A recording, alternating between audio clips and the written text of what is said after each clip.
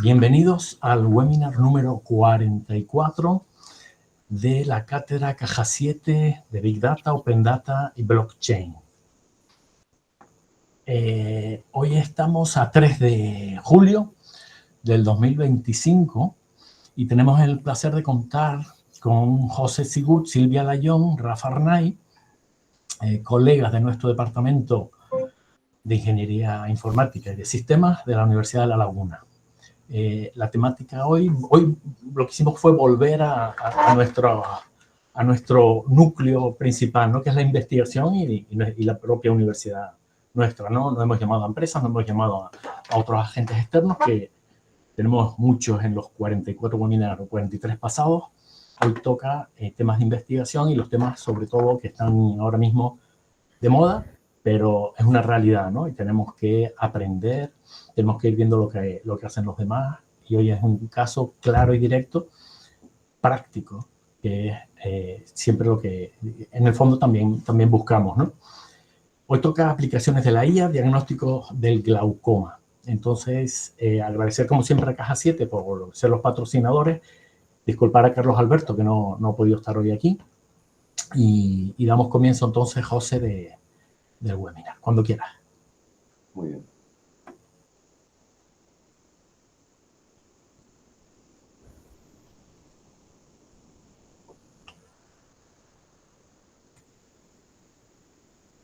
¿Se ve bien? Sí, perfecto. Bueno, pues buenos días. Lo primero de todo, agradecer al profesor José Luis Roda y a toda la gente involucrada en la cátedra de Caja 7, Big Data, Open Data y Blockchain, la invitación a impartir esta presentación, cuya temática es, como ya se ha comentado, las aplicaciones de la IA al diagnóstico del glaucoma. Esta es una temática en la que el grupo de investigación GAIN es la abreviatura de Grupo de Análisis de Imágenes Médicas en la Universidad de La Laguna, ha estado trabajando durante ya bastante tiempo, durante los últimos años. De hecho, las tres personas que vamos a impartir la presentación somos parte de ese grupo.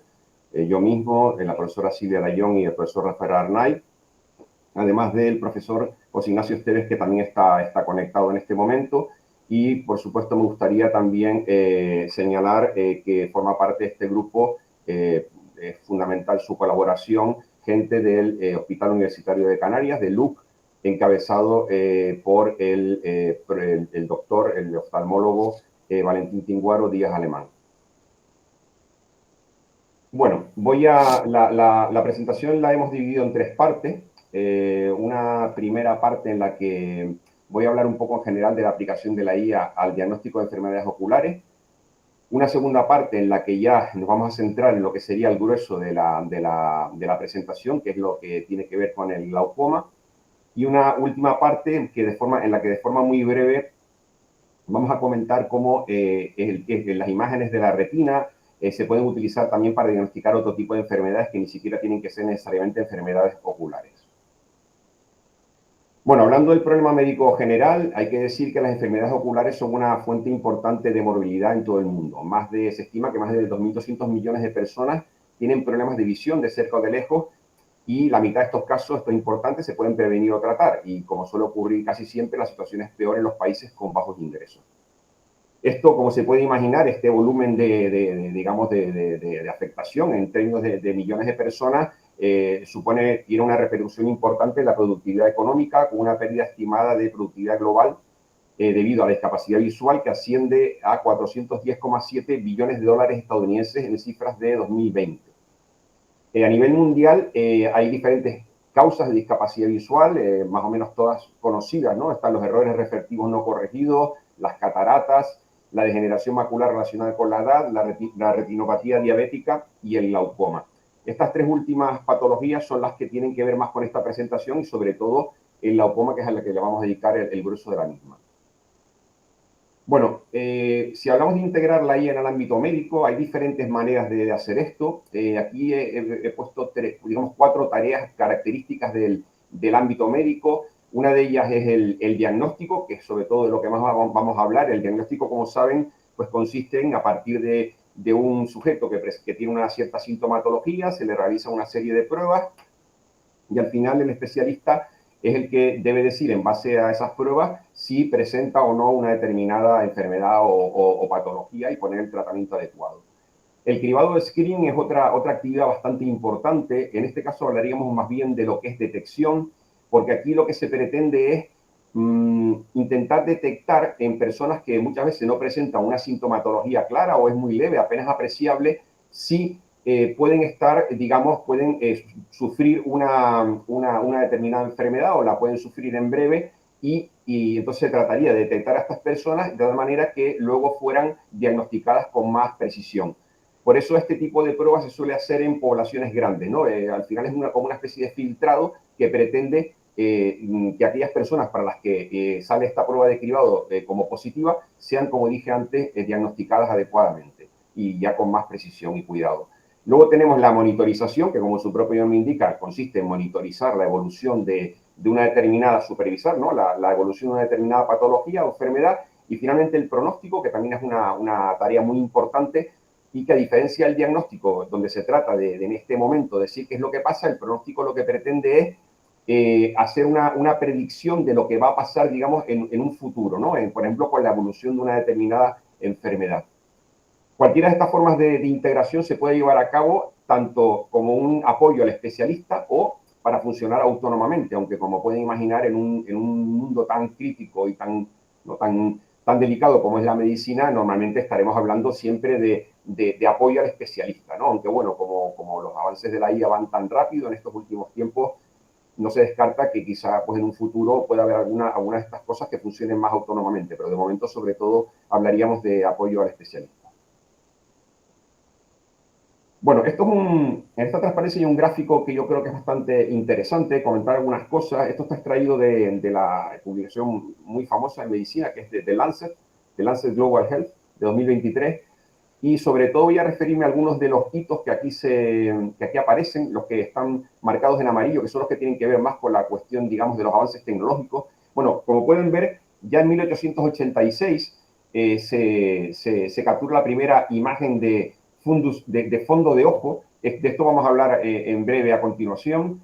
Luego, otra fecha importante, sin duda, es cuando aparece Internet, sobre el 1989. Y ya luego más relacionado con lo que vamos a hablar aquí, me gustaría señalar en particular esta fecha, el 2011, ¿no? El 2011 es una fecha clave en todo lo que es en la historia de la inteligencia artificial, sin duda, porque es cuando empiezan digamos, a aparecer en escena los sistemas que han marcado y que siguen marcando la pauta de lo que es la inteligencia artificial hoy en día, básicamente, ¿no? Que es el campo del deep learning, ¿no? Este tipo de sistemas es un poco en este año en el que se produce el punto de inflexión, cuando se empieza a usar más masivamente y ya se empieza a observar que son capaces de sobrepasar, digamos, lo que puede hacer un humano en ciertas tareas de reconocimiento de patrones. A partir de ahí, me gustaría señalar otras dos fechas, el 2016 y 2018. Como pueden ver, aquí se habla de un sistema de deep learning que se valida para hacer screening de retinopatía diabética, que es una afectación muy importante de la retina que se produce, como ya pueden deducir, por el tema de la diabetes. Y en el 2018 se aprueba, esto es muy importante, es un hito en la historia de la oftalmología, la primera patente que aprueba la FDA, que la FDA, como saben, es el equivalente a la Agencia Europea del Medicamento, americana, ¿no? En este caso, y aprueba el primer sistema para retinopatía diabética que utiliza Deep Learning, ¿no? El mismo del que hablamos en 2016. A título de curiosidad, solamente comentarles que yo tuve la suerte de poder estar durante 3 meses en la universidad y con el grupo de investigación que son los que realmente sacaron esto, en concreto el grupo de investigación de la Universidad de Iowa y liderado por el profesor Michael Abramov, que, bueno, en la época, yo estuve ahí a finales del 2015 y en esa época ya, por supuesto, pues oí hablar de este tipo de sistemas y, bueno, finalmente se logró patentar y que lo aprobara la FDA, lo cual es algo muy, muy significativo. Luego ya en 2020 ven que aparece una segunda patente aprobada por la FDA de otro sistema de Deep Learning aplicado a oftalmología. Y ya por último, ya yendo hacia el 2022, ven que empieza a aparecer cosas que nos sonarán muy familiares porque ya empezamos a hablar de modelos de lenguaje, ¿no? Como el famoso ChatGPT, y que sabemos que son los que ahora están marcando un poco también la pauta, ¿no? En este mundo de la inteligencia artificial y del Deep Learning. Bueno, ahora lo que aparece en la transparencia es, como pone ahí, las imágenes, son imágenes de fondo de ojo, ¿no? Tanto de ojo izquierdo como de ojo derecho. Y este tipo de imágenes son especialmente importantes para esta presentación porque son las imágenes con las que nosotros hemos trabajado durante estos años fundamentalmente. No son las únicas, como luego mis compañeros también dirán algo al respecto, pero son, digamos, las que más utilizamos. A ver, básicamente lo que están viendo ahí es una imagen de la retina, ¿vale? Una imagen de la retina, como saben, la retina es la parte del ojo donde están los elementos fotorreceptores, conos y bastones, perdón, que son los que proporcionan una respuesta proporcional a la cantidad de luz que les llega y los que en definitiva, bueno, pues vienen a ser el equivalente de los píxeles en una imagen, ¿no? Por decirlo así. Ven que hay una serie de estructuras que aparecen aquí marcadas, por ejemplo, vessels o los vasos, venas y arterias, aparecen claramente aquí, se pueden observar muy bien, y hay que decir también, como algo curioso y muy relevante, que esta es la única manera que existe de tomar una fotografía, digamos, directamente de los vasos en el cuerpo humano, sin tener que usar un método invasivo, ¿no? Lo cual esto hace que sea una cosa bastante relevante para otras cuestiones que también comentaremos a continuación. Luego tenemos también la mácula o mancha en latín, como saben, la mácula que juega un papel muy importante dentro de lo que es la capacidad de visión en la retina y también dentro de la mácula tenemos la fóvea, que tiene la particularidad de ser la parte de la retina donde tenemos una mayor agudeza visual, por así decirlo, una mayor resolución, porque es también la zona que concentra la mayor cantidad de estos elementos fotorreceptores. Y ya por último, vamos a hablar de la parte que quizás nos interesa más de cara a esta presentación, que es la cabeza del nervio óptico, la observan aquí. Ven que es una especie de disco, en definitiva, y a esto se le llama, de hecho, el disco óptico. Y esto, más que en realidad una parte de la retina, se podría decir que es una parte del cerebro, porque realmente con la información capturada por todos los elementos fotorreceptores, esa información al final va a parar a esta cabeza del nervio óptico y por aquí se transmite eléctricamente se transmite a lo que sería el córtex visual en el cerebro, que es el encargado de procesar la imagen. O sea que, bueno, es un elemento fundamental y además también va a ser un elemento fundamental para el tema del diagnóstico del glaucoma, como veremos a continuación. Hay que decir que estas imágenes no son las únicas que se pueden utilizar en el ámbito médico. Existen otras que se comentarán a continuación, pero la ventaja que tiene este tipo de imágenes es que son imágenes fáciles de adquirir. De hecho, y baratas, digamos, ¿no? Y de hecho se puede incluso llegar a capturar con un móvil. De hecho, son imágenes RGB, como las que ustedes podrían tomar, como digo, con la cámara de su propio móvil. Y existen incluso pequeños dispositivos que se pueden adaptar al móvil para poder obtener esas imágenes. Lo que ocurre es que normalmente si lo hacen así, lo más probable es que obtengan imágenes de una calidad bastante pobre. Y por eso en la práctica lo que se suele hacer es tomar las imágenes con este aparato que aparece aquí en la derecha, en la transparencia, que es lo que se llama un retinógrafo, ¿no? Y que es frecuente encontrarlo, de hecho, en Canarias, en los centros incluso de salud. Este retinógrafo, bueno, como pueden ver, se apoya la frente, la barbilla, como aparece aquí, ¿no? En este sitio, y luego por ahí se puede tomar una foto tal cual a través de la pupila de la retina, del fondo del ojo. Puede ser que tengan que dilatarte la pupila o no, eso ya depende de la técnica que lo hagas, pero es, digamos, algo relativamente simple y barato y, de hecho, como digo, es habitual encontrarlo incluso en centros de salud. Y bueno, y pasamos ya realmente a lo que sería la segunda parte de la presentación. Vamos a empezar a hablar ya concretamente del glaucoma. El glaucoma es una de las principales causas de ceguera en el mundo y se la conoce como la ceguera silenciosa, dado que en muchos casos no presenta apenas síntomas hasta que la enfermedad ya está bastante avanzada. De hecho, es muy difícil diagnosticar en sus etapas tempranas, conectado con lo que acabo de decir, debido a la ausencia de biomarcadores claros, es decir, debido a la ausencia de algo que tú puedas, por ejemplo, ver en una imagen que te dé la pista de que realmente vas a tener un glaucoma, ¿no? A la derecha ven una imagen que viene a ser un recorte de la que vimos antes, alrededor de la cabeza del nervio óptico, que es lo que es más relevante para este problema, donde de nuevo, como ven, aparece el disco óptico, que sería pues, el disco completo, luego la copa, que sería esta zona un poquito más clara, y el anillo neuroretiniano, que es lo que queda entre la copa y el disco óptico. Entonces, dado lo complicado que es diagnosticar esta enfermedad, de hecho, no tampoco cualquier oftalmólogo puede hacerlo, sino tienen que ser oftalmólogos especializados, precisamente es lo interesante, ¿no?, para nosotros, ya que representa un desafío, ¿no?, desde el punto de vista del diagnóstico, y por eso es por lo que la IA puede jugar un papel significativo para ayudar, ¿no?, en este difícil problema. Y es a partir de aquí cuando le voy a dar la palabra ya a mi compañera Silvia Layón para que siga con la presentación. Gracias. ¿Se oye? Sí, perfecto. Bueno, voy a comenzar a hablar un poco más de técnicas de inteligencia artificial que aplicamos nosotros para procesar las imágenes de retinografías. Empezamos con las redes neuronales convolucionales, que son un tipo específico de red neuronal que está especialmente diseñada para procesar imágenes. A ver, estas redes en este dibujo se parecen muy sencillitas, pero en la realidad son muy complejas, o sea, son redes profundas, que lo que significa es que tiene muchas capas intermedias. Pero básicamente todas las redes convolucionales siguen un esquema parecido, que es intercalar capas convolucionales con capas de agrupamiento. Entonces, la misión de la capa convolucional es aplicar una convolución, un filtrado sobre una parte de la imagen y generar una imagen nueva. Y la misión de la capa de agrupamiento es disminuir el tamaño, la dimensión de esa imagen resultante, porque a medida que vamos profundizando en las capas, los parámetros van aumentando y es un modo de controlar que no se nos dispare computacionalmente, luego manejar la red.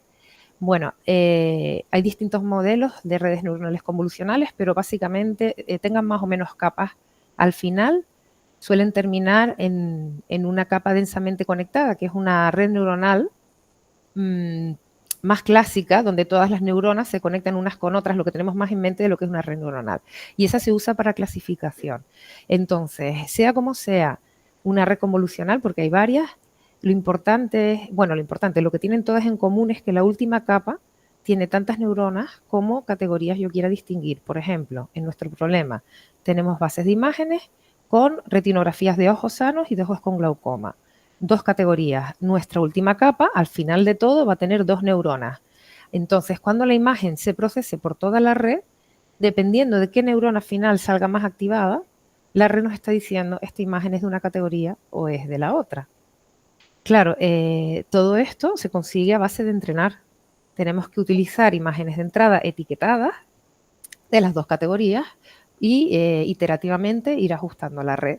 Nosotros en todas nuestras pruebas utilizamos las imágenes etiquetadas del Hospital Universitario de Canarias, que por eso José comentó al principio que llevamos muchos años colaborando con ellos y demás.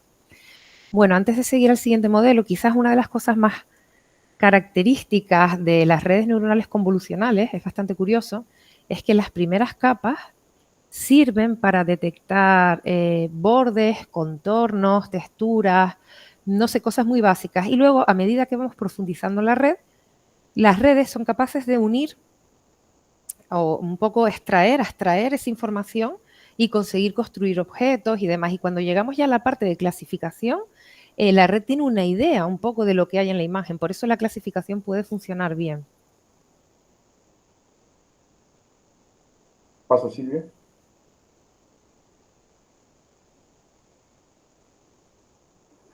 No se escucha. Silvia, te silenció. Lo siento, es que le di al enter intentando pasar la presentación y le di al micrófono, que me olvidé que es José el que la tiene. Bueno, perdón. Y luego la segunda técnica que estamos probando ahora son los Vision Transformer, que están basados en la arquitectura Transformer. No sé si han oído hablar de esto, pero todos los estamos usando ahora mismo. Los Transformers es la base de los modelos de lenguaje natural grandes que tenemos ahora, como por ejemplo ChatGPT, Gemini, todos estos están basados en los Transformers. Un Transformer realmente lo que hace es aceptar a la entrada una frase, ¿no? Un texto, porque están preparados para trabajar con texto en principio, no con imágenes, con texto. Entonces, cada palabra de la frase se le llama token y a cada token se le da un vector, se le asigna un vector numérico de una dimensión bastante alta. Todos estos vectores entran en el transformer, que tiene distintas capas, y lo importante es el mecanismo de atención. El mecanismo de atención que tiene dentro del transformer lo que intenta es aprender qué vectores en ese espacio multidimensional, qué vectores están más cerca entre sí, más alejados de otros. Eso significa que aprende qué relación hay entre algunas palabras en el texto de entrada, diferente de otras, o sea, aprende el contexto. Y así luego es capaz de generar nuevas frases en ese contexto, ¿no? Bueno, pues en el año 2021 unos autores decidieron adaptar este modelo a imágenes, pero claro, venía preparado para texto. Entonces lo que hicieron fue, cogen la imagen, no sé si lo ven ahí, la imagen de una cabeza del nervio óptico, la dividen en una cuadrícula, cada cuadradito es considerado como un token, como si fuera una palabra de la frase, y cada cuadradito se le asigna un vector numérico. Además, también añaden un token que solo indica la clase de la imagen. Por ejemplo, en nuestro caso, si es glaucoma, si es un ojo sano. Todos esos vectores numéricos entran de nuevo en el transformer y ahí el mecanismo de atención funciona igual, que intenta buscar la relación entre vectores que estén relacionados entre sí o alejados de otros en ese espacio multidimensional. En este caso, es especial, importante, lo que más se busca es la relación de qué zonas de la imagen, de qué vectores están más relacionados con el token de clase, porque el objetivo aquí no es generar una frase como cuando trabajamos con texto, el objetivo es decir, pues esta imagen es de una clase o es de otra. Y así, más o menos imitando cómo trabaja con una frase, pues lo hace igual, de manera parecida con una imagen. José, ¿me pasas ahí la...? Gracias. Si nos preguntan qué es mejor, si una red neuronal convolucional o un Bayesian transformer, pues la respuesta no está muy clara. Hay trabajos en la literatura que dicen que los Bayesian transformers son superiores a las redes convolucionales. Eso puede ser verdad, pero en esos trabajos trabajaron con bases de imágenes de millones de imágenes. Entonces, claro, entre tanta información, yo creo que ahí sí que los Bayesian transformers pueden generalizar mejor que las redes y funcionar mejor. ¿Qué es lo que pasa? Que nuestra experiencia no es esa. ¿Por qué? Porque las imágenes de glaucoma que nosotros manejamos, las bases que tenemos son limitadas. O sea, no tenemos millones de imágenes de glaucoma, ojalá. Entonces, que con bases de imágenes limitadas, los dos sistemas a nosotros nos han dado resultados similares. Si se fijan en la primera columna, ahí tenemos redes convolucionales y sistemas de Visual Transformer y todos están entre el 96 y el 97% de eficiencia. Bueno, estos son datos muy buenos. A ver, son datos muy buenos entrenados con los datos del hospital.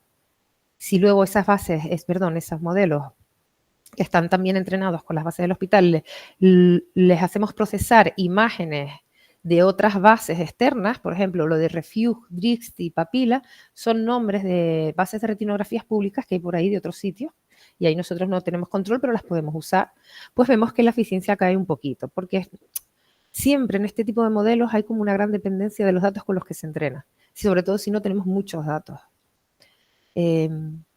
José, dale ahí. Gracias.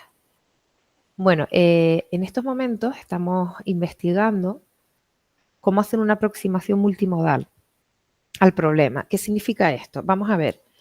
Después de trabajar muchos años con el oftalmólogo, pues hemos visto que los oftalmólogos diagnostican glaucoma y utilizan las retinografías, por supuesto, pero no es lo único que usan. O sea, si un oftalmólogo tiene dudas de si una persona puede tener glaucoma o no, además de la retinografía, le manda un OCT, le manda unas medidas de no sé qué, o sea, le manda un montón de cosas y les voy a hablar ahora de esto, ¿no? ¿Por qué? Porque el médico confía en fuentes de distinta naturaleza, en información, distintas pruebas médicas para consolidar su diagnóstico, para estar seguro, él mira varias cosas.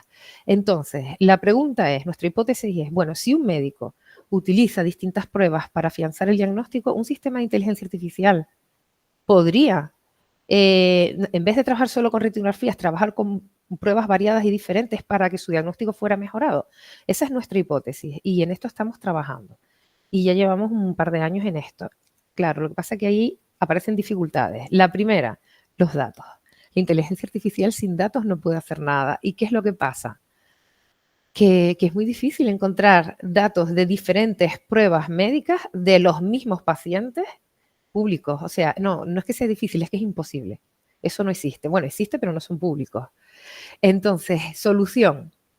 Nuestra solución ha sido colaborar con el Hospital Universitario de Canarias y hacernos nuestra propia base de multimodal para estudiar el glaucoma. Entonces tenemos diferentes pruebas para los mismos pacientes y las mismas diferentes pruebas para voluntarios sanos, para tener de todo, ¿no? Y poder comparar las distintas fuentes de información. Entonces, ¿qué tenemos? Pues hemos recogido pruebas estructurales y pruebas funcionales. Las pruebas estructurales son las que se fijan en la estructura del ojo. Son todas estas imágenes que nos enseñan el ojo por dentro. Por ejemplo, las retinografías y la OCT, que es la tomografía de coherencia óptica, que ahora les voy a poner un ejemplo para que vean cómo es. Esto es para ver el interior del ojo y sus estructuras, pero luego hay pruebas funcionales, que son pruebas que no miran el interior del ojo, sino simplemente analizan cómo funciona el ojo. Bueno, pues hemos recogido estas imágenes y estas pruebas de estos pacientes y les voy a poner ahora un ejemplo. Vale, fíjense, aquí todas estas pruebas están sacadas de la base que hemos hecho con el hospital. Son todas las pruebas de un mismo paciente. Este paciente tiene glaucoma. Si se fijan en la retinografía, que ya la ha mostrado José antes cómo era, ¿no? Si se fijan en la retinografía, tiene la excavación, lo que es la copa, la zona interior más grande y más blanca de lo normal. Eso significa que hay daño en el nervio óptico. Eso lo confirma el campo visual. El campo visual, la prueba que está debajo, y la parte negra significa que el paciente no ve nada en esa zona. En la parte baja del campo visual el paciente ya no ve nada. O sea que hay una zona del nervio óptico que está realmente dañada, ¿lo ven? Porque esta enfermedad, una vez que daña el nervio, ya no se puede recuperar. Por eso es tan importante detectarla antes, para que no llegara a esto. Y luego en el medio, José, pulsa porfa el vídeo. Esto es un OCT. El OCT es como un barrido de luz que se hace por toda la zona de la cabeza del nervio óptico, por cortes, y ahí se puede ver muy bien la forma de la copa, de la excavación, y se puede incluso medir el espesor de las fibras nerviosas. Y si hay pérdida, esta prueba es la que tiene más resolución. Lo que pasa es que este aparato es muy caro y solo hay uno en el hospital. O sea, no es algo que podamos acceder fácilmente. Bueno, a la derecha tienen también la misma prueba, el OCT, pero en la zona de la mácula, y ahí esto que se hunde hacia adentro, abajo chiquitito, es la fobia y demás. Bueno, esto para que vean un poco qué tipo de imágenes queremos meter todas en la red y por qué hemos tenido que construirnos nuestra base, porque esto no está público en ningún lado. Dale ahí, José, porfa. No, tienes que pinchar en la presentación. Eso, gracias. Vale, y ahora el segundo problema. Bueno, yo sé manejar redes convolucionales, sé manejar Visual Transformer, que es lo que se usa ahora para todo esto de las imágenes, pero es que estos sistemas solo vienen preparados para trabajar con un tipo de imagen. Y yo quiero mezclar 3, 4, ojo, y en un futuro voy a querer mezclar incluso información del historial médico en texto, o sea, quiero meterle todo al sistema. Claro, esto no es trivial porque no está hecho. Y en eso estamos investigando. De hecho, Jorge Hernández, que está por ahí conectado, está haciendo la tesis justo en este tema. Y ahora mismo pues estamos probando varias estrategias porque no sabemos cuál es la mejor, entonces hay que investigar, para eso está la investigación.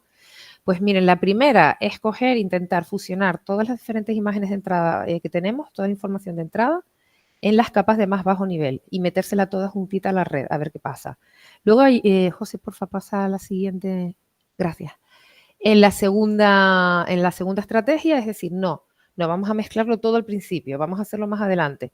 Vamos a entrenar una red específica para cada tipo de prueba, las que sean, y antes de llegar al final, en las últimas capas convolucionales, que recordemos que son las capas de más alto nivel, las que ya tienen toda la información bien extraída, ahí fusionamos y a ver qué sale.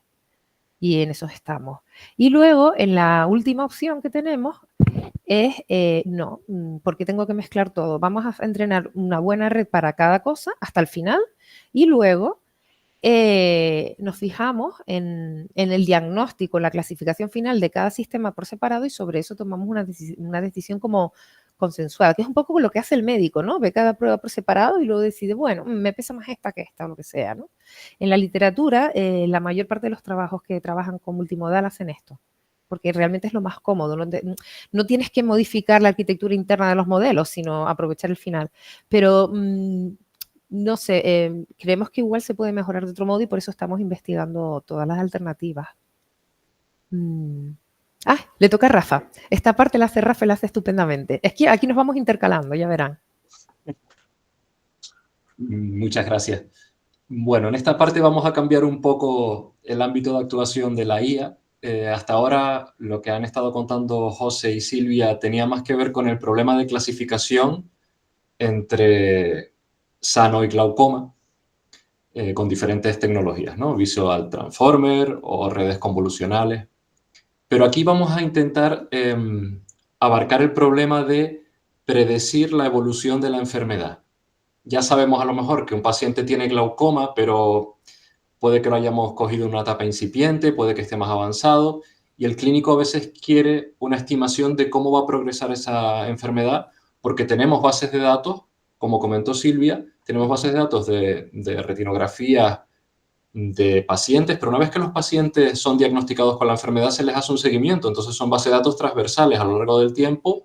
Tenemos diferentes fotografías de cómo va evolucionando ese paciente. Entonces, si nosotros podemos alimentar un sistema de deep learning con esa evolución, queremos que ese sistema sea capaz de predecir cómo va a seguir esa evolución en el futuro, ¿vale? Y para eso, una técnica que utilizamos, este trabajo ya tiene unos años, es una cosa que se llama las redes neuronales antagónicas o las redes generativas antagónicas. Hay diferentes formas de llamarlas, pero básicamente es una estructura formada por dos redes neuronales. Aquí no solo tenemos una. Hay una red que se llama el generador y otra que se llama el discriminador. El generador genera información sintética, información que se está inventando, no real. Y el discriminador tiene una base de datos de información real y tiene que discernir si la información que le está entrando es real o no, o es sintética, o se la ha inventado otra red. Entonces, se hace un entrenamiento combinado entre los dos sistemas y cada uno se va haciendo mejor en su tarea a medida que avanza el entrenamiento. El generador genera cada vez cosas más realistas y el discriminador cada vez se hace más exigente a la hora de distinguir entre lo real y lo falso. Entonces se benefician mutuamente. Y cuando termina el entrenamiento, normalmente se desecha el discriminador y lo que nos quedamos es con el generador, que es el que vamos a utilizar o el clínico va a utilizar para hacer una predicción. En nuestro caso utilizamos un generador especial que se llaman generadores condicionados, porque no se está inventando información a partir de, por ejemplo, un valor aleatorio o información que nosotros queramos añadirle que no tengamos una semilla aleatoria, digamos. Los generadores a veces funcionan a través de semillas aleatorias. En este caso, le estamos pasando una imagen del estado actual del paciente. Condicionamos la generación a decirle, este paciente está así en este momento. Predíceme cómo va a estar dentro de 6 meses. Por eso se llama una generación condicionada. Y pasa, José, porfa, ¿qué tipo de imágenes le estamos pasando a los generadores? Pues unas imágenes que se llaman mapas de células ganglionares, que tienen que ver con la diapositiva que presentó Silvia. En las OCT, uno de los cortes que se hace sobre la región de la mácula, ese es el punto negro que ven en las imágenes, esa zona central. Y el mapa de células ganglionares, cuanto más claro es el color, más grosor hay en las fibras nerviosas. A medida que el glaucoma evoluciona, se hacen más finas la capa de fibras nerviosas alrededor de la mácula y se ven colores más oscuros, como ven en la diapositiva. Entonces, en esas imágenes que ven ahí, la primera columna son mapas de células ganglionares reales y en la segunda columna mapas de células ganglionares sintetizados, inventados por la GAN. Y se hicieron pruebas de similitud estructural entre ambas imágenes, obteniendo buenos resultados y comprobando que las redes podían generar imágenes realistas de mapas de células ganglionares. También se hizo una prueba un poco cualitativa, enseñándole al clínico de forma ciega. Él no sabía cuáles eran las imágenes reales y cuáles eran las sintéticas, imágenes de este tipo, y no era capaz de distinguirlas. O sea que, bueno, obtuvo una precisión del 57% detectando reales y falsas, pero eso es prácticamente una capacidad de detección similar al azar. O sea que básicamente son indistinguibles para un clínico, con lo cual estaban emulando correctamente la degeneración que se produce en este tipo de imágenes a medida que avanza la enfermedad. ¿Podemos avanzar? Vale, aquí retomo yo. Bueno, las transparencias que vienen a continuación se refieren a otra cuestión a la que le hemos dedicado bastante tiempo en estos últimos años, sobre todo, es lo que es un tópico en sí mismo muy importante que se llama la explicabilidad e interpretabilidad en la IA, ¿no? En la inteligencia artificial. Porque, claro, lo que sí que parece evidente es que la inteligencia artificial es capaz de producir resultados muy, muy buenos, ¿no? En términos por ejemplo, si estamos hablando de clasificación, ¿no? De diagnóstico, de cuánto es capaz de diagnosticar, ¿no? En glaucoma o sujetos sanos. O sea, ahí bueno, digamos que la inteligencia artificial lo hace incluso a veces mejor que algunos seres humanos, como se ha comprobado, ¿no? Pero sin embargo hay un problema muy grande asociado a esto, que es el carácter de caja negra o black box que tienen este tipo de sistemas tan complejos que como son estos sistemas de deep learning, ¿no? Debido precisamente a lo que decía antes Silvia, que son sistemas muy complejos, con muchas capas, muchas neuronas. Entonces, claro, el problema es por qué un sistema de este tipo, digamos, ha decidido que una imagen que le hemos puesto a la entrada corresponde a un sujeto que tiene glaucoma. Lo ha diagnosticado como glaucomatoso el ojo, ¿no?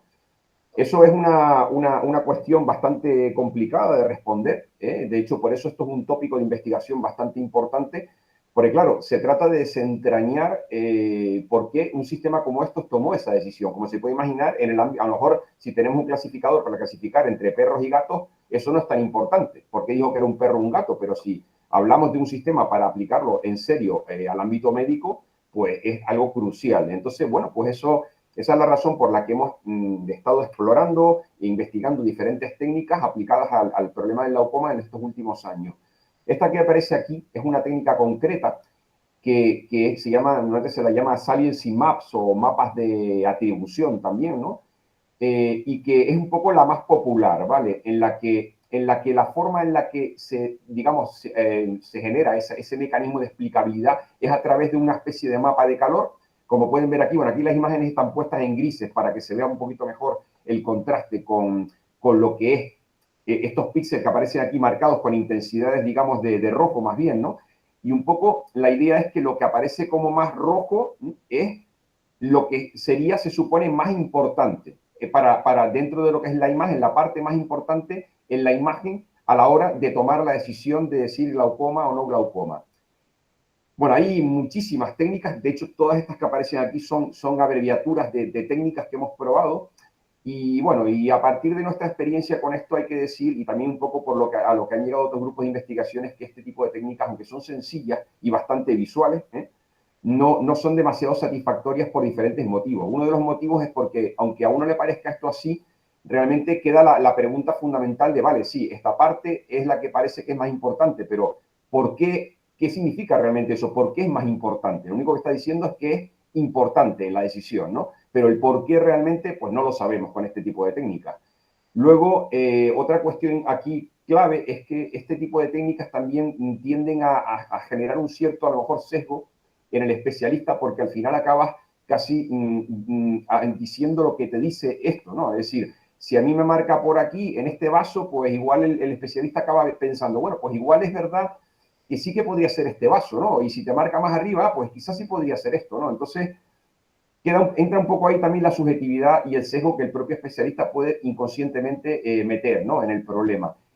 Y bueno, y luego también otra cosa que hemos encontrado ya para terminar con esto es que muchas veces se marcan zonas que no parecen tener demasiado sentido desde un punto de vista, digamos, médico, ni siquiera casi de un ser humano, ¿no? Zonas que están fuera de las áreas relevantes y, en fin, pero que tampoco en principio podemos pensar que es que estén mal hechos los experimentos, sino simplemente que este tipo de sistemas también tienen una manera de evaluar, de manejar las cosas muy diferente en ocasiones a como lo haría un ser humano. Entonces, en definitiva, son técnicas que creo que son un poco insatisfactorias y por eso hemos seguido explorando otras, como por ejemplo la que viene a continuación, que la va a comentar mi compañera Silvia. Gracias, José. Bueno, vamos a ver. Igual que con las redes neuronales, los saliency maps que comentó José es como de las técnicas más utilizadas. Hay una especie de mapa equivalente, no es exactamente lo mismo, porque por dentro el modelo no es igual, para cuando usamos Visual Transformer. Recordemos que los Visual Transformer trabajan con mecanismos de atención y hay modos de extraer mapas de atención. En esos mapas de atención, en esta escala de colores que estamos usando, las zonas rojas y más cálidas es donde está prestando más atención el visual sobre la imagen para clasificarla. Fíjense en la imagen de la izquierda, está procesada con un Visual Transformer clásico. Entonces, si se acuerdan, les dije, bueno, ahí se divide la imagen en una cuadrícula perfecta, cada trocito se mete en el transformador, pim, pam, pam. ¿Qué pasa? Que cuando yo echo para atrás y miro a ver en qué presto atención el transformador me dice el cuadradito en el que presto atención. Entonces, el mapa es un mapa ahí, una cuadrícula. que bueno, pues ahí está, es un poco feo, pero bueno, ahí podemos ver, esto es una imagen con glaucoma, y el sentido que yo le veo a lo que me ha devuelto es que las zonas más cálidas son las que están en la excavación, esta zona interior que está más grande de lo normal. Entonces tú dices, bueno, puede tener un sentido, ¿no? Al fin y al cabo, la excavación grande es un síntoma de glaucoma, pero como decía José, esta es una interpretación que yo le doy a esto, no es una explicación. Entonces estamos intentando mejorar esta interpretabilidad y hemos diseñado un método. Hemos cambiado un poco la arquitectura del transformer original y en vez de aceptar los tokens o los cuadraditos perfectos, regulares, ¿por qué?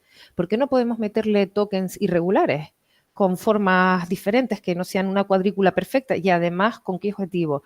¿Por qué no podemos usar superpíxeles? Superpíxeles son agrupaciones de píxeles en regiones que siguen una forma geométrica. O sea, queremos conservar la forma del objeto que metemos al clasificador. Entonces, ¿qué pasa? Que cuando cambiamos el VIT para el Visual Transformer, perdón, es que hablo ya en siglas, para que aceptara todos estos tokens irregulares, luego al calcular los mapas de atención, sale lo que está a la derecha. Realmente, yo interpreto esto como que, bien, de nuevo, es la zona de la excavación lo que atrae más la atención del transformer. Pero es verdad que la interpretabilidad de la imagen ha mejorado mucho para el médico, porque al fundirse superpíxeles, se conservan las regiones de la imagen, no se destruye la imagen en una cuadrícula, pierdes la referencia de cómo era la imagen originalmente, no, es que te muestra de verdad qué región exacta, con su forma original, está influyendo en la decisión del visual. Entonces esto, que lo ha validado el oftalmólogo con el que trabajo, con el que trabajamos, pues le ha parecido que sí, que es visualmente mucho más explicativo. Y bueno, con respecto a la explicabilidad de los Visual Transformers, estamos trabajando un poco en esta línea. Bueno, y con respecto a este tema de la explicabilidad, pero ya no dentro del ámbito de generar imágenes que expliquen visualmente por qué están influyendo determinadas áreas en la decisión que está tomando un modelo de caja negra, intrínsecamente poco explicable, hay otra vertiente que consiste en intentar simular o predecir las salidas de un modelo complejo de tipo caja negra, un modelo de deep learning, con un modelo mucho más sencillo. Ustedes pueden pensar, si esto fuera así, no tendríamos necesidad de computacionalmente entrenar estos modelos complejos. Si yo puedo coger un modelo mucho más sencillo y predecir, obtener las mismas salidas que obtiene el modelo complejo, pues trabajo resuelto, ¿no? Aquí, como todo, no es que sea blanco o negro, consiste en entrenar un modelo sencillo del que yo sé que voy a obtener una pequeña pérdida de precisión en la salida que está generando el modelo complejo, pero quiero ganar explicabilidad. Que eso a veces para los clínicos es mucho más importante. Ellos en el trade-off, ¿no? En el compromiso entre dame una probabilidad de que este individuo tenga glaucoma con una precisión del 92,3% en vez de la del 93,7%, pero me la estás explicando, prefiero lo segundo, prefiero el modelo sencillo. Entonces, ¿cómo hacemos esto? Pues hasta ahora los modelos de Deep Learning que hemos estado viendo, normalmente como entrada reciben una imagen que es una entrada con una alta dimensionalidad, ¿no? Tantos píxeles en horizontal, por vertical, con 3 canales normalmente, RGB, etc. Se entrena un modelo complicado, tipo Deep Learning.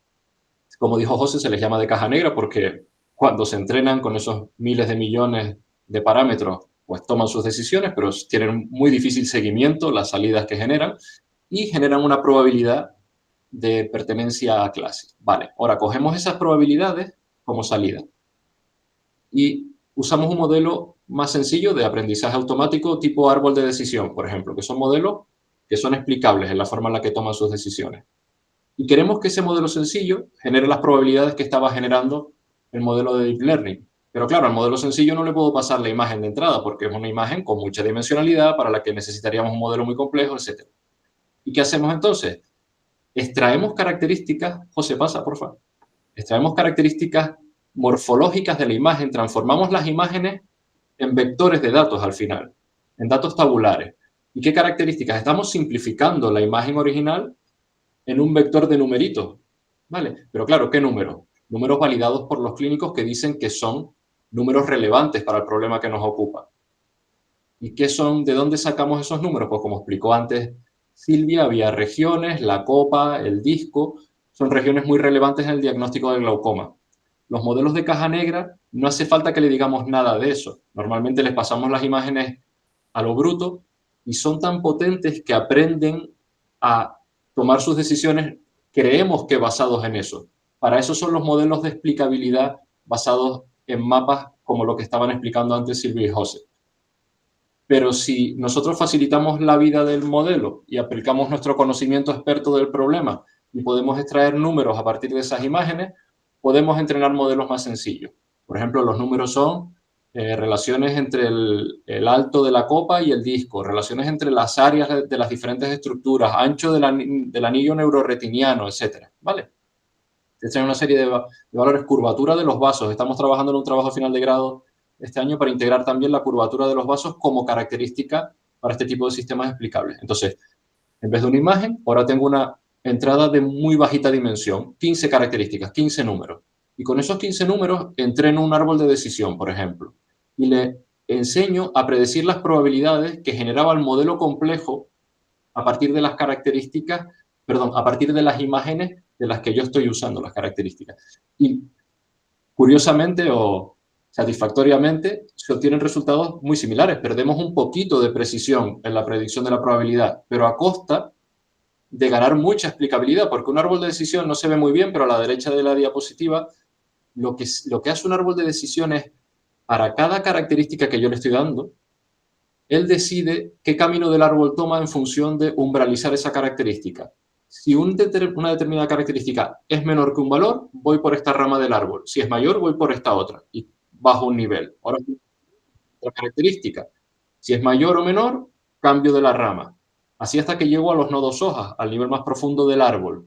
Y en esos nodos hojas se le asigna una probabilidad de pertenencia a una clase, glaucoma o sano. Entonces, simplemente recorriendo el camino del árbol que me ha llevado de la raíz a la hoja, el clínico sabe por qué está tomando esta decisión. Es que la relación copa-disco vertical es menor que no sé cuánto, entonces claro, pero a la vez el ancho del anillo era tanto, entonces no sé qué. Entonces el área, pregunto por el área, y entonces he hecho varias preguntas y he tomado una decisión. ¿Vale? Esa es otra alternativa a la explicabilidad. Entrenar un modelo subrogado se llama. Y otra alternativa más a la explicabilidad es la explicabilidad basada en ejemplos. ¿Y en qué consiste esto? Pues, en vez de entrenar un modelo de Deep Learning para predecir una clase, como hasta ahora, una probabilidad de pertenencia a una clase, lo que se hace es entrenar con una función de pérdida diferente. Las funciones de pérdida son las funciones que realimentan al sistema de Deep Learning en el proceso de propagación hacia atrás de los gradientes, de los pesos internos que tiene que entrenarse. Esa función de pérdida mide el error que hay entre la salida del modelo y lo que realmente tendría que estar prediciendo el modelo. Entonces, variando la función de pérdida, en vez de hacerle aprender a predecir una probabilidad de clase, lo que hacemos es aprender una medida de distancia entre imágenes. ¿Cómo lo entrenamos? Le decimos que queremos que las imágenes de glaucoma tengan distancias más pequeñas para que las agrupe. Y las imágenes de sanas, entre ellas, también una distancia pequeña. Y que las distancias entre imágenes de diferentes clases sean más grandes, que las separe, que clusterice las imágenes. Si nosotros visualizamos las distancias que aprenden estos sistemas, vemos como un gráfico tipo lo que tienen en el punto 2 de esa diapositiva, en el que ven que hay como dos grupos principales con algunas imágenes salteadas intermedias. Los grupos se corresponden con cada clase y las imágenes intermedias son, posiblemente muchas sean imágenes de glaucomas incipientes, zonas en las que incluso los clínicos dudan. Vale, entonces, una vez que estos sistemas aprenden una medida de distancia, que no sabemos cómo la están aprendiendo, puede ser teniendo en cuenta estructuras morfológicas de la imagen, colores de la imagen, no nos importa, han aprendido una medida de distancia. Cuando el clínico le provee una nueva imagen al sistema para que determine la clase, nosotros lo que hacemos es preguntar ¿cuáles son los vecinos más próximos dentro de este esquema de distancias que se ha aprendido? ¿Cuál es la etiqueta? ¿Cuál es la clase de las imágenes más próximas que tengo yo en el conjunto de entrenamiento de esta imagen que me estás dando tú? Pues son glaucomas. Pues yo te digo que esta imagen que me estás preguntando es un glaucoma. ¿Por qué? Dice el clínico. Explícamelo. Pues toma, porque en el conjunto de entrenamiento las imágenes más similares que tengo son estas. Con los sistemas de Deep Learning que aprenden probabilidades, esto no lo pueden hacer. Pueden devolverle probabilidades dentro de su conjunto de entrenamiento, pero no aprenden una medida intrínseca de distancia, sino solo asignar probabilidades. Entonces, este sistema lo hemos validado también con el clínico, haciendo que, eligiendo imágenes, una vez que se ha entrenado, para todas las imágenes del conjunto de test, elegimos tríadas de imágenes del conjunto de entrenamiento, muy próxima, muy lejana y una intermedia, para ver si las distancias que está aprendiendo el sistema se parecen a lo que intuitivamente un clínico, un oftalmólogo, entiende como similitud o no. Y los resultados demuestran que sí, que las imágenes más próximas para el sistema son imágenes más próximas también para el clínico, las imágenes más lejanas para el sistema también lo son para el clínico, y las intermedias son imágenes muy difíciles. De hecho, las pruebas demuestran que a veces el clínico cambia la etiqueta de las clases intermedias porque en realidad, como comentó antes José, este es un problema muy complicado en el que las retinografías de incipientes, de glaucomas incipientes, se parecen mucho a las de las imágenes sanas.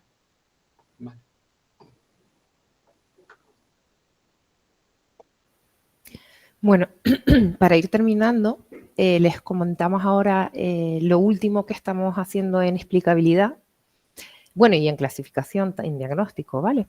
El boom que ha sufrido, que hemos tenido ahora de los métodos generativos, estos modelos de lenguaje largo, grande, que usamos para todo, ya sin darnos cuenta, que si ChatGPT, que si no sé cuánto, que si todo ya lo tenemos cada vez más integrado. Y cada vez evoluciona más rápido. Es un mundo, bueno, y todo este potencial no se puede aprovechar. No se puede aprovechar también en el ámbito médico. Eso es nuestra hipótesis. Siempre tenemos hipótesis para todo, ¿no? El caso es que los últimos modelos que han salido son multimodales.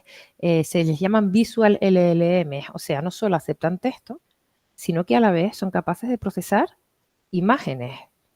Entonces, por ejemplo, ¿cómo lo hacen? El texto lo hace exactamente igual que lo hace un LLM tradicional. A cada palabra se le asigna, es un token, se le asigna un vector, estos vectores numéricos van al transformador. ¿Se acuerdan que se los expliqué antes? La imagen, del mismo modo que hace un Visual Transformer, la divide en cuadraditos, una cuadrícula regular, cada cuadradito se convierte en un token, se convierte en un vector y todos esos vectores, pum, pum, pum, pum, para dentro del transformador. ¿Qué es lo que pasa? Que ahora los mecanismos de atención de estos modelos tienen que trabajar con vectores numéricos de imagen y vectores numéricos de texto. E intentan buscar qué vectores en ese espacio cada vez más multidimensional, qué vectores están relacionados entre sí y separados de otros. O sea, qué palabras del texto están relacionadas con qué partes de imágenes. ¿Me siguen? Y sobre eso me puede devolver pues una etiqueta de la imagen es de este tipo, una clase tal, como hacían los Visual Transformers, o también me puede devolver un texto. Si yo lo entreno para que me devuelva un texto y el texto que yo quiera, según lo entrene. Esta es la idea, ¿no? ¿Por qué? Porque también es un LLM, no solo es un Visual Transformer, es un Visual Transformer con un LLM combinado. Y me puede dar las dos cosas, clasificación y texto generado.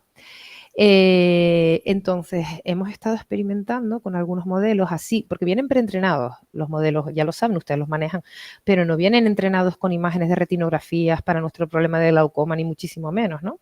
Entonces, también estamos investigando en cómo hacerles un fine-tuning, un ajuste fino con nuestras imágenes propias. Y les vamos a comentar los resultados más, o sea, lo que hemos observado en este poco tiempo que llevamos con esto. Miren, hemos elegido un modelo que no es muy famoso, pero está muy bien, se llama Moondream. Lo hemos elegido porque es gratuito y porque no es muy grande, es modesto, es decir, no tiene unos parámetros, es pequeñito y se puede ejecutar en local. Y nosotros tenemos limitaciones hardware, o sea que también es un poco la decisión, tienen que ponerse que queremos probar esto y no tenemos medios, bueno, pues así. Y sin hacerle ningún tipo de ajuste con imágenes de retinografías, digo, bueno, a ver, esta cosa que me la dan así, en base, ¿qué es capaz de hacer con una retinografía? De entrada, si le pasas una retinografía, te dice, ah, esto es una imagen de fondo de ojo. O sea, hasta ahí está entrenado, la sabe distinguir.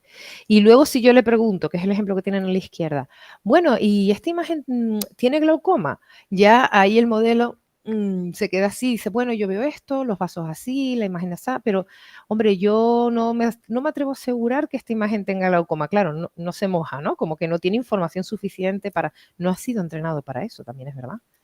Pero bueno, también es verdad que distingue estructuras y si yo le digo, bueno, márcame dónde ves tú los vasos en la imagen. Sí, sí, sí, y te los marca. Y tú, bueno, pues está muy bien. O sea, está entrenado hasta un límite, siendo un modelo pequeñito, que no está mal. Pero claro, José, porfa, pasa. Gracias. Si queremos que funcione bien en nuestro problema, tenemos que hacer un ajuste fino. Y entonces lo hemos vuelto a entrenar con imágenes nuestras, con imágenes las que usamos, la retinografía del Hospital Universitario de Canarias, y con un texto al lado, porque recuerden que esto es multimodal. No solo le voy a pasar la imagen, le voy a pasar la imagen y le voy a pasar un texto. ¿Cuál es el objetivo? Que me dé una etiqueta y me diga esta imagen de este estilo y que me dé un texto explicando lo que ve.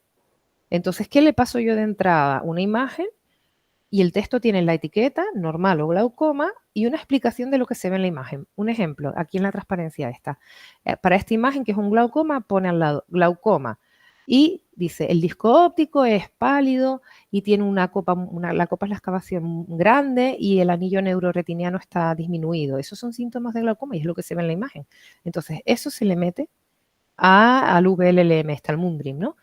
Y todos los conjuntos de entrenamiento, ¿no? De las dos clases, así lo entrenamos. Bueno, entrenándolo con 10 épocas, desde el punto de vista de la clasificación, consiguió el modelo una eficiencia del 76%. A ver, yo creo que este dato es muy bueno. ¿Por qué? Solo lo pudimos entrenar por 10 épocas por limitaciones hardware. Y hemos cogido un modelo pequeñito porque era gratuito y demás. Si nosotros cogemos un modelo de estos grandes que hay de verdad, un buen GPT, y tenemos medios para... Esto puede mejorar muchísimo. O sea que... Pero no es tanto la eficiencia de clasificación lo que nos preocupa, sino lo siguiente. Pasa, José, por favor, esto. Es la explicación. O sea, yo ahora mismo, este modelo Moondream lo tenemos aquí en una pequeña aplicación donde yo le paso una foto, una imagen de la cabeza del nervio óptico y le digo, pásalo por el Moondream. Y me dice si es normal o glaucoma, pero me da una explicación. Por ejemplo, esta imagen que es normal, me dice normal. No sé si lo leen bien porque está un poco chiquitito, pero bueno, dice el disco óptico es redondo, tiene una copa central pálida, el anillo neuroretiniano parece que está intacto, los vasos salen en forma radial sin deformaciones, o sea, síntomas de normalidad. Y esto es por primera vez tenemos una explicación. De verdad, no sé si entienden hasta ahora, si se dan cuenta de todas las cosas que hemos hecho para explicar, es bueno, pues lo explico, por ejemplo, lo explico por un modelo más simple que me dé unos datos, lo explico por mapas de colorines que me dice por dónde está la cosa. No, esto es la primera vez que podemos generar un texto con mi lenguaje natural, con el lenguaje natural del médico, que le explica por qué decide que esa imagen es normal o glaucoma. Entonces, esto tiene un potencial increíble en muchos ámbitos, pero en medicina esto va a ser, vamos, un bombazo, con perdón de la expresión. O sea, el poder darle explicabilidad en lenguaje natural a esas cajas negras es un avance que van a ver, ojalá, bueno, yo no creo que me equivoque, en poco tiempo esto va a ser, y eso estamos intentando integrarlo en el tema del glaucoma, claro. Dale, José. De hecho, para terminar lo que les iba a comentar, el grupo ha recibido varios proyectos de investigación para investigar estos temas de glaucoma a lo largo de estos años, pero el último que tenemos activo, que es este que está aquí, financiado por la Agencia Canaria de Investigación y Fondo FEDER, si se fijan en el título, está totalmente orientado a la explicabilidad. Por eso han visto que les hemos taladrado en toda la presentación con métodos y métodos y métodos. ¿Por qué? Porque es que eso es lo que de verdad va a hacer que el sistema pueda ser utilizado de verdad en la clínica. O sea, ¿de qué me vale tener un modelo de IA maravilloso que publico en un artículo y es estupendo si luego el médico no se fía de él y no lo usa en el hospital? Eso es lo que queremos intentar solucionar. Ese es nuestro objetivo.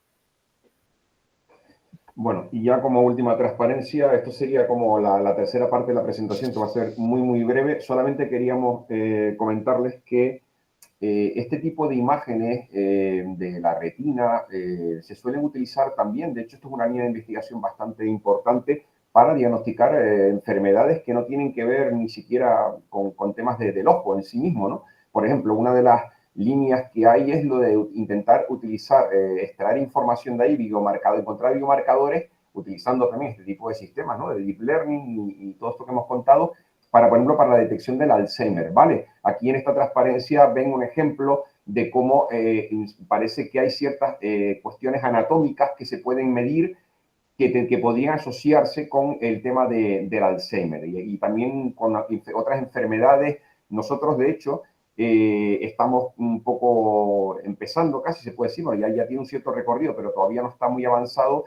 Eso sí tendría que ver con enfermedades oculares, pero no con glaucoma, más con la diabetes, con la retinopatía diabética, porque una de las líneas que también se está trabajando, sobre todo la que está trabajando el profesor Rafael Arnay, es intentar ver si a partir de la información que se puede extraer de las retinografías, de las imágenes de fondo de ojo, se podría también predecir que puede haber una nefropatía, ¿no? Es decir, a veces hay una complicación adicional cuando uno tiene diabetes en la retina, luego también puede impactar en el riñón y entonces, bueno, pues eso es otro trabajo que se está intentando llevar a cabo. Y bueno, en definitiva, que este tipo de imágenes, que como dije al principio, son fáciles de adquirir, ofrecen una vista privilegiada, es como una ventana, ¿no? a una serie de estructuras muy, muy importantes, pues en definitiva parece que se pueden utilizar para diagnosticar un montón de cosas, ¿no? de diversos problemas, y es un poco lo que hemos querido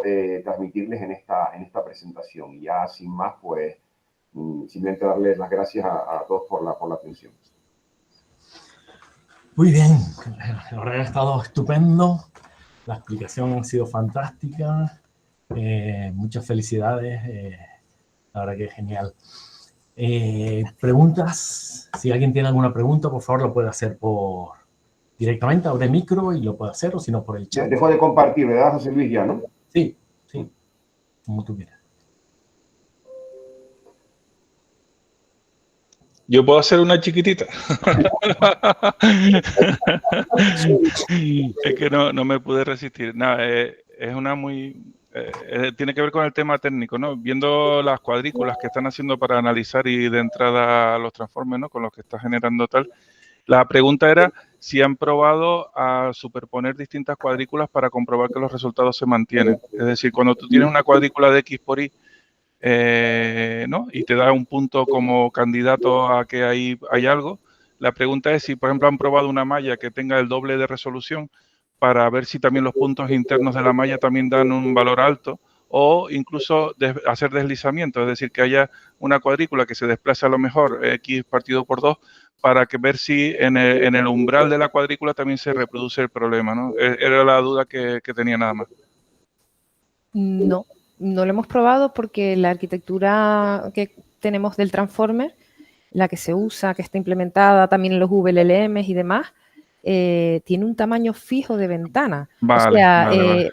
De hecho, cuando nosotros quisimos probar lo de por qué la cuadrícula tiene que ser así y no podemos deformarla, tuvimos que reescribir entero el modelo. O sea, ya no podemos usar el que estaba, no te digo, yo la verdad es que no se me había ocurrido probar eso, si eso no te digo que no sea imposible probarlo, porque igual que modificamos para poner regiones, ¿sabes? Sí, de tipo ya variable. No sé si hacer un barrido o... Como prueba de coherencia estaría muy bien, ¿no? Sí, un poco para ver si rodar un poco sigue dando vectores parecidos y un resultado. Exacto, y lo clasifica en el mismo rango, tú dices, pues ya, si uno con una resolución X me da tal, y el de la cuadrícula Y, o el de vecinos desplazados, o lo que sea, pues puede estar. Y, era, ya te digo, solo eso, pero vamos, que genial, impresionante. La verdad que está guapísimo el tema. Ay, gracias. A nosotros nos gusta mucho, claro, ya por tantos años, pero que nos gusta que les guste, o sea, que les... Mira, a nivel de costes computacionales, ¿con qué tipo de máquina lo están ejecutando? ¿O les hace falta más máquina, más GPU? ¿O qué es lo que están utilizando actualmente? Mira, es que eso depende. Por ejemplo, las pruebas de multimodal, las pruebas de los UBT, las pruebas, todo esto lo estamos haciendo con un servidor que tenemos aquí en el departamento. Que, José, tú debes saber más las características que yo del servidor, porque yo... Uy, eran 2 tarjetas, 2 GPU, eran 2... Rafa, no sé si te acuerdas más, eran 2 GPU, pero las características exactas, Fran, era el que se ocupó Pero, más. Jorge, si estás conectado, Jorge es el chico que está haciendo la tesis, él las usa, él nos puede decir. Si estás conectado, ahí está. A 5.000 de 24 gigas. Eso es lo máximo que tenemos. Y como tenemos tantas cosas en paralelo, no todas pueden ir ahí. Y entonces yo pues hago mis cositas. Sí, Sí, algunas hago mis cositas en mi portátil, que es una 4070 Sí, U. son O sea, dos, sí, me parece. algunas cosas en Google Colab también, con las versiones un poco más de pago, con las tarjetas de ellos, se Sí. pueden hacer también algunas cosas ahí, sí. Sí, y tenemos algo para ChatGPT en OpenAI, o sea, más o menos nos movemos por ahí, como podemos. Carlos, por favor. Sí, hola, ¿qué tal? Muy interesante, sin duda. Una preguntita, me imagino que siempre la limitación de la cantidad de puntos que pueden tener o imágenes está muy relacionado con las restricciones, por ejemplo, de hospitalarias, la seguridad de la información, el típico protocolo H117, algo así. ¿Cuál es la cantidad de muestras que manejan, por ejemplo, para este tipo de trabajos con datos reales sin tener que utilizar el GAM? Pues Actualmente. Ring One tiene 500. 800, sí. 500 aproximadamente. Ah, sí, 500. Ring One de L son 300 y pico sanas, 200, algo así. 300 y pico, 180, sí, 485 en total, 300 y pico y 100 y pico de la... Sí, son bases de datos muy pequeñas. Sí, vale. Entonces, Sí. Para eso, por eso tenemos que tunear tanto, hacer entrenamientos por transferencia, fine tuning, todo se basan en modelos que ya previamente traen unos pesos entrenados en conjuntos más generalistas. Por eso el apartado ese de generación de imágenes con la predicción de la evolución de las GAN, no lo dije en su momento, pero se predicen mapas de células ganglionares porque es una imagen mucho más simplificada que intentar generar desde cero una retinografía con todas las estructuras tan complejas que tiene, porque la base de datos que tenemos para entrenarla es muy pequeña. Entonces, cuando lo probamos con retinografías, aquello no generaba una retinografía realista. Para eso hubiésemos necesitado muchas más imágenes de entrada. Entonces, claro, si quieres, adaptamos nuestros sistemas, digamos, a lo que tenemos. Sí. De hecho, mira, la base de multimodal, la última que estamos haciendo, tiene imágenes de 200 y poco pacientes y, chao José, y 100 voluntarios sanos. Y para eso hemos estado casi 2 años recogiendo imágenes, o sea, es difícil. Y bueno, naturalmente con convenio firmado con el hospital, confidencialidad, todo anonimizado, bueno, es difícil. ¿Y cuántos médicos o especialistas han puesto las etiquetas? Pues mira, Por depende. ejemplo, En Ring One fueron 5. ¿Notaron, por ejemplo, para ciertas categorías que algunos ponían una y los otros otra? Sí, no se ponen de acuerdo muchas veces. En este problema hay muchas discrepancias. Sí. Y por eso intentamos que sea un número impar. 2 frente a 1, 3 frente a 2. Ring One, que es la que está publicada, esas fueron 5 médicos de distintos hospitales. Había médicos de Zaragoza, de Madrid y de aquí de Tenerife. Y a las últimas que tenemos de Luc, sí que son por 2 médicos, no, 3, pidieron una tercera opinión para que hubiera desempate, perdón, en las últimas que nos han dado. Sí, eso puede influir mucho. No es... Con respecto a los datos, está David Rubio, alumno de doctorado conectado por aquí y jefe del servicio TIC del Hospital de la Candelaria, y ahí estamos viendo cómo poder establecer esos convenios que decía Silvia para obtener más datos. Ahí se ha hecho un proyecto que se llama RetiSalud, que se le hicieron retinografías a un montón de gente, ¿no? Y si conseguimos acceso a ese volumen de datos, pues podremos entrenar sistemas más complejos, a su vez requerirán otro tipo de requerimientos hardware, ¿no? Pero bueno, por lo menos ya tenemos los datos. Lo bueno de tener pocos datos en realidad es que podemos entrenar los sistemas en lo que tenemos, que somos muy humildes. Pero bueno, sí. Juan Manuel levantó la mano por ahí también. Sí, bueno, ¿se me escucha? Sí. En primer lugar, muchas gracias por la presentación, la verdad que es súper interesante lo que estáis haciendo y veo que estáis tocando además muchos palos, diferentes tipos de redes, explicabilidad, que es un tema también interesante. Y me gusta mucho también la parte esta de modelos de lenguaje con la parte visual que estáis empleando. Tenía una duda porque, claro, comentabais que estabais haciendo fine-tuning de estos modelos, todos los parámetros, que, claro, tenían limitaciones con la cantidad, digamos, el tipo de GPU que estáis utilizando, el tener que entrar tantísimos parámetros. No sé si habíais probado algún tipo de técnicas para entrenar modelos de este tipo, como se llaman fine-tune de parámetros eficientes, este tema que intenta como reducir el número de parámetros entrenables de la red para intentar encajarlo mejor en GPU más pequeñas. No sé si había hecho alguna prueba o de este estilo. Mira, De curiosidad. no, te explico, estamos realmente, esto es lo último que mencionamos porque estamos literalmente empezando, o sea, somos unos novatos en esto. Estamos entrenando, dejando el modelo tal cual, es un modelo pequeñito, ojo, dejando el modelo tal cual viene, buscando información, porque esto tiene unos hiperparámetros que tienes que ajustar. Yo no los puse en la transparencia, pero hay una serie de hiperparámetros que nadie te dice qué es lo que tienes que poner.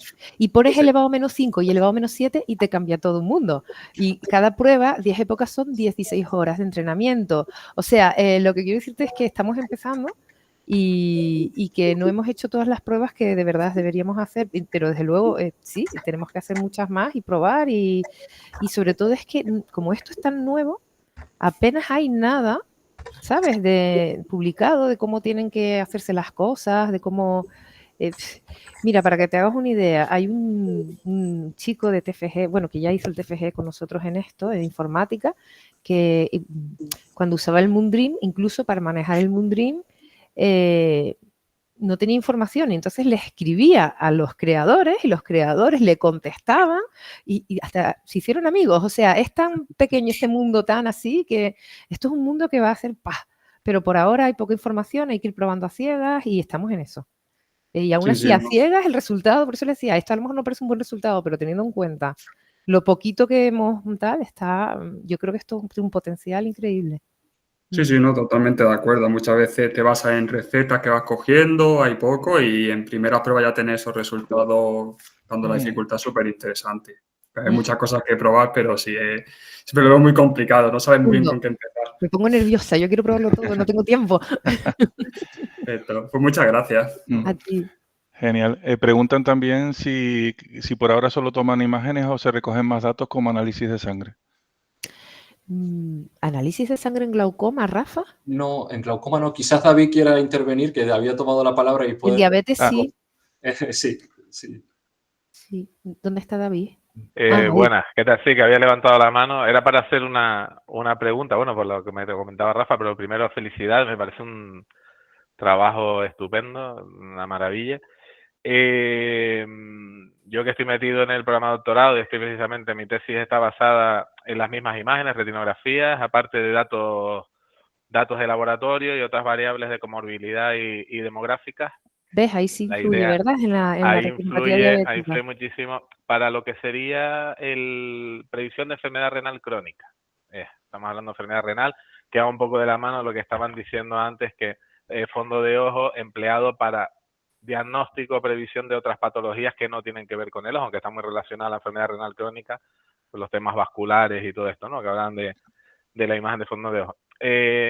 Bueno, respondido eso a las variables. Sí, con respecto a la pregunta era que los mismos modelos que utilizaba Silvia multimodales, que tienen imágenes de diferente naturaleza, se pueden entrenar modelos que tengan diferente naturaleza los datos entre sí, datos tabulares, imágenes. Entonces le pasas todo y haces la predicción basada en ese... De momento los datos que tenemos son retinografías que no tienen asociados datos clínicos, pero en otras investigaciones, como las que comenta David, sí, ojalá que dispongamos al final de retinografías y asociadas los datos clínicos del paciente en el historial. Bueno, pues metida la pregunta, sí, ya que abrí la veda. El tema de la explicabilidad, que mundo ahora mismo en boga y que es súper importante respecto sobre todo a la normativa europea, ¿no? Sobre todo que estamos hablando de sistemas para uso del diagnóstico. Se hablaba al principio de si existen o no sistemas automatizados. Hay sistemas automatizados para diagnóstico de imagen clínica ya, para radiografías, ya se basa en cálculos de dismetría, variación de lo que es la cadera, inclinación, posibles nódulos y masas en imagen de tórax. Eso ya existe y se hace de forma automática, aunque realmente no es un diagnóstico directo, pero se apoyan clínicos en las tomas de decisiones para ello. Ya tienen marcado CE esas soluciones, que es lo que se pide para el diagnóstico médico, pero entra la normativa europea para la inteligencia artificial, hablan de evaluación de riesgos, se habla de explicabilidad y se hablan de modelos validados y que cumplan normativa, que tengan muy claro y transparente qué es lo que hacen, cómo lo hacen y por qué toman las decisiones. Entonces, esto que están haciendo ustedes con esto y que tiraremos todos por ahí, ayuda mucho a que esto sea así. Pero tirando un poco del modelo que estáis utilizando para lo que es la explicabilidad en lenguaje natural, ¿no? ese LLM, ¿estáis valorando modelos que ya están validados por la normativa europea? ¿O son modelos que estáis probando que dan funcionalidad, bueno, dan buenos resultados, pero realmente no están dentro del programa de los modelos autorizados por la Comunidad Económica Europea? No, la verdad es que solo hemos elegido uno, el Moondream este, que ya les digo que no es muy conocido, pero funciona muy bien, ¿eh? Le tengo que hacer buena publicidad. Porque es open y porque es pequeñito y porque en el momento que empezamos a hacer pruebas no teníamos cómo pagar otros, o sea, fue por necesidad. Ahora tenemos un proyecto, tenemos dinero y ya podemos, y además sobre todo nuestro interés era demostrar, esto tiene algún sentido, se nos está yendo y como sí funcionó más o menos, digo, pues esto con uno bueno de verdad tiene que ser la bomba. Ahora sí que vamos a destinar dinero en esos y vamos a ver exactamente los que estén permitidos. O sea, ya los criterios de selección vamos a ser más exigentes, ¿me entiendes? Pero para probar la validez de una idea, cuando no tienes fondos, ni hardware, ni nada, ¿qué haces? Pues coges lo que puedes y si aún así funciona, dices, oye, pues entonces ahí sí que vamos a tener en cuenta muchos más modelos. Sí, sí. A ver, Carlos. Perdona, otra pregunta. En relación a esto, a lo de más o menos que se pueda transmitir de manera escrita a través del lenguaje natural. Estos modelos cuando se entrenan, por lo general se le da una definición general de lo que es el ojo, cómo funciona todo eso, ¿verdad?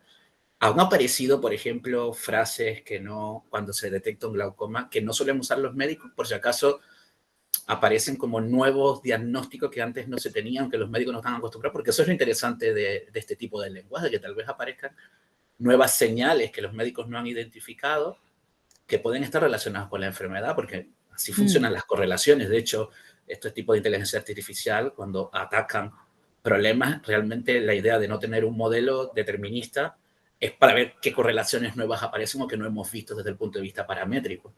Y han encontrado algo así como que se añade aparte de las palabras estándar que usan los médicos. Genera, o sea, lo que devuelve es generativo, no copia, genera. A ver, también piensa en las descripciones que le estamos pasando son humildes, o sea, es que hicimos varias pruebas. Primero le poníamos glaucoma sí o no, eso no iba ni a patadas porque estos modelos de lenguaje necesitan un contexto de texto, o sea, necesitan aprender el contexto de unas frases más largas, algo le tienes que dar, ¿no? Y entonces empezamos a ver distintos tipos. Tampoco podemos pasarnos con el prompt, con lo que le metíamos, porque el modelo es limitado. O sea, exacto. Pepe me entiende y se ríe. Pero el caso es que, bueno, vamos a ver, vamos a hacer una... Yo no sé exactamente cuál es la mejor descripción. Entonces lo que le decíamos, lo que le metíamos es qué se veía en la imagen. Pues en relación de cómo es la copa, cómo es el disco, cómo es la forma de los vasos, que cuando hay glaucoma se retuercen, se deforman, y este tipo de cosas, ¿no? Y metiéndole esto, él de repente pues te sacaba cosas nuevas, o sea, pues por ejemplo de esto de que la apariencia sea muy pálida, que ya analiza un poquito el color, porque en alguna descripción a lo mejor sí que se lo pusimos, pero no en todas, o sea, también intentábamos que lo que le metíamos de entrada fuera variado. La primera vez que le metimos las descripciones al sistema las generamos con ChatGPT gratuito, imagínate, por no poner al médico a describir 800 imágenes, ¿sabes? A pelo. Ahora no, ya estamos haciendo pruebas más refinadas y ya estamos prestando más atención a estas descripciones y está el médico ayudándonos a hacerlas bien. Claro, porque la primera prueba fue en plan, ¿esto puede funcionar? Vamos a ver. Ahora, ¿esto puede funcionar? Entonces vamos a hacerlo bien. Sí, es importante, es importante. Y si el Moondream, que es un modelo muy pequeñito, es capaz de luego darte una descripción no literal, sino un poquito generativa, imagínate uno grande. Sí, Saúl. Primero, muy interesante, me gustó mucho la presentación. Y yo ahora la pregunta que tenía es que los modelos estos de lenguaje chiquititos suelen alucinar bastante y suelen, a lo mejor, ¿ustedes han hablado con algún experto para, o sea, esa era mi pregunta, si habían analizado con algún experto la calidad de las respuestas que está dando el modelo de Moondream? En eso estamos con el médico, sí, claro, porque, a ver, nosotros ya llevamos años trabajando en esto y yo sé cuando la descripción que me da es un disparate, pero así como detectamos que algunas descripciones podían mejorarse, también queremos que el médico, lo que pasa es que ahora lo tenemos con las descripciones. Cuando acabe de esto y repitamos todos los entrenamientos, le vamos a pedir que por favor valide todo él, porque es muy importante.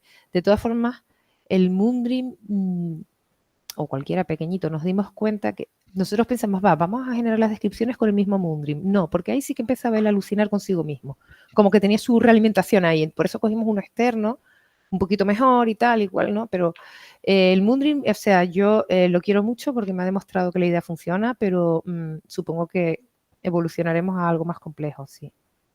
Sí, sí.